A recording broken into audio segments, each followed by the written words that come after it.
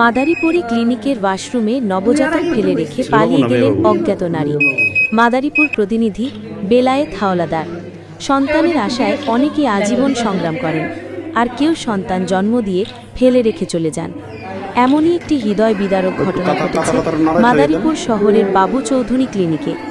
মঙ্গলবার সন্ধ্যা আনুমানিক ৬টায় ক্লিনিকের ওয়াশরুমে এক অজ্ঞাত নামার নারী নবজাতক মেয়ে শিশুর জন্ম দিয়ে স্থান ত্যাগ করেন। পরে নিয়মিত পরিষ্কার পরিচ্ছন্নতা করতে গিয়ে পরিচ্ছন্নতা কর্মী সাথী বেগম ওয়াশরুমে নবজাতকটিকে পড়ে থাকতে দেখেন।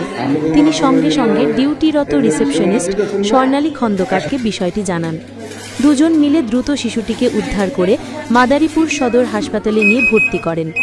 বর্তমানে শিশুটি সদর হাসপাতালের শিশু ওয়ার্ডে চিকিৎসাধীন রয়েছে। কর্তব্যরত চিকিৎসক জানান, নবজাতকটি সম্পূর্ণ সুস্থ আছে এবং চিকিৎসা সেবার আওতায় রাখা হয়েছে।